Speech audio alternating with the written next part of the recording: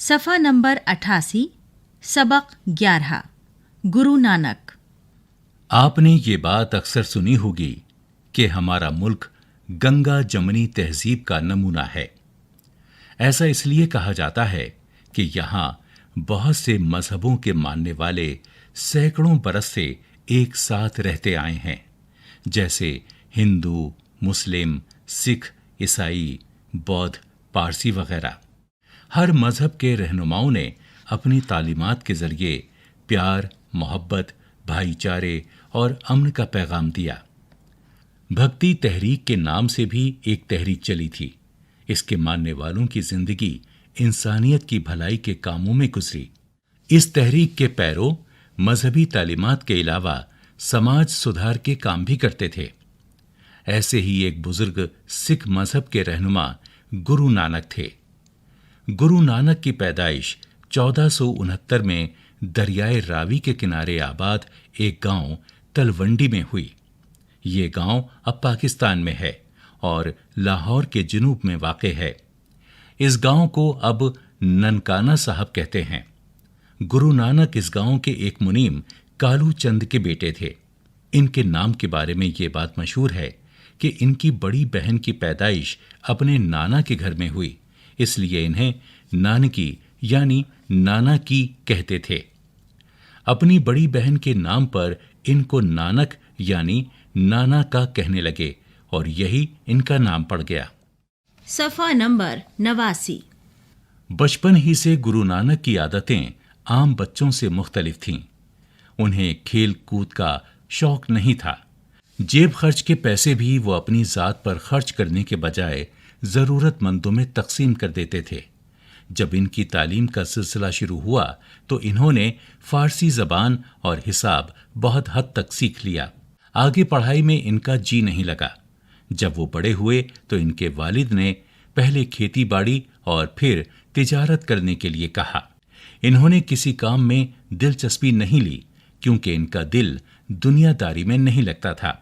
एक दिन गुरु नानक के वालिद ने इन्हें कुछ रुपए देकर लाहौर भेजा और कहा, ऐसा खरा सौदा करना जिससे कुछ नफा हो।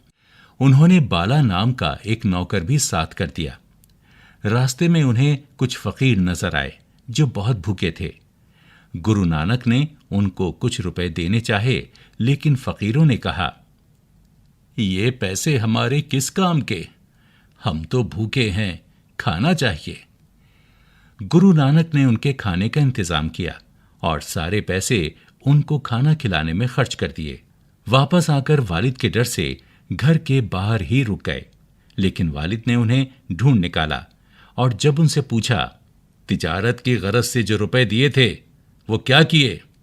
तो गुरु नानक ने सारा वाकया बयान कर दिया और कहा, आपने कहा था खरा सौदा करना। भूखों को खाना खिलाने से ज्यादा खरा सौदा और क्या हो सकता है?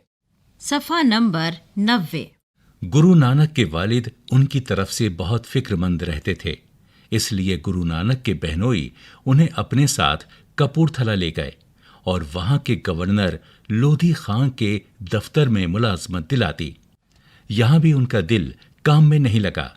ये तौर तरीके देखते हुए उनके वालिद ने सोचा कि उनकी शादी कर दी जाए।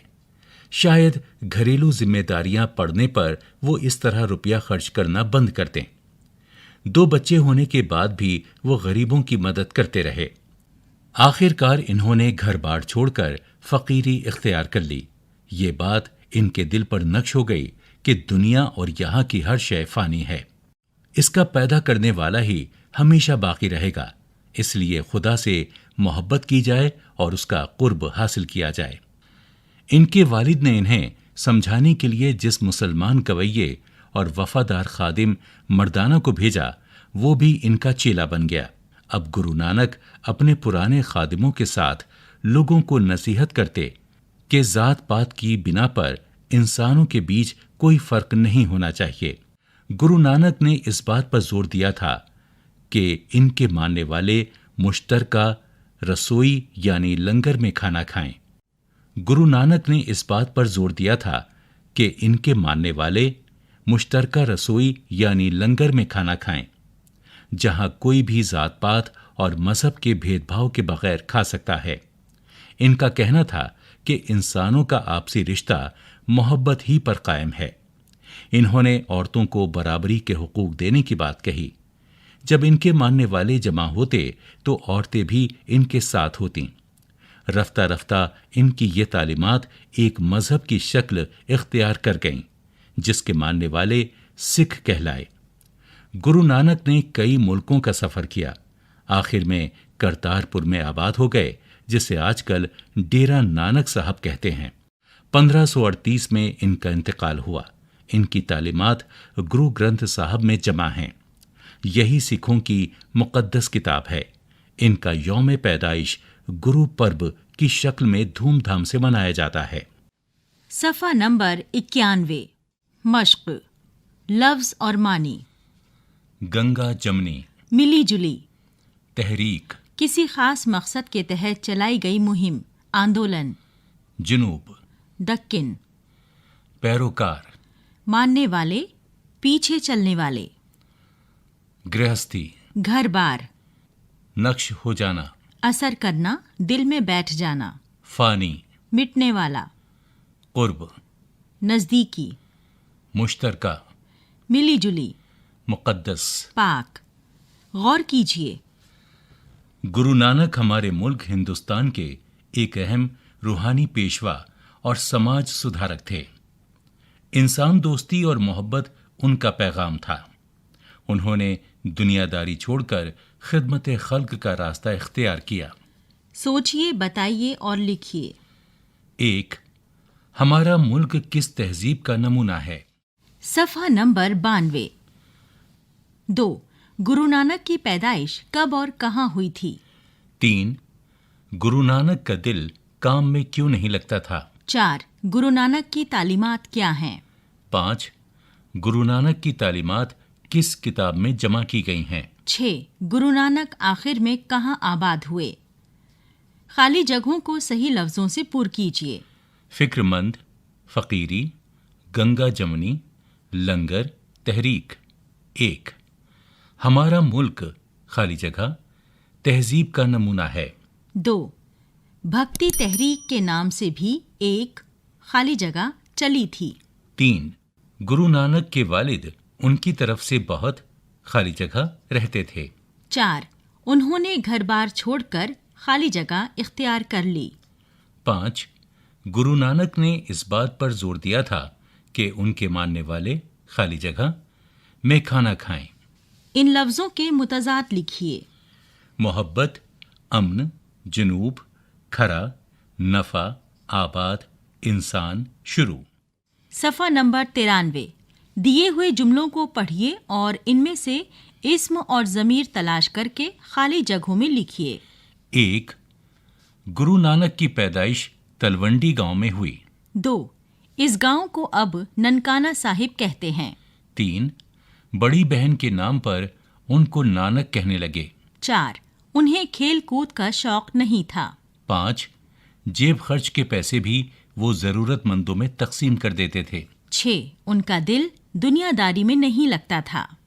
बताइए कि ये बयान सही है या गलत। 1.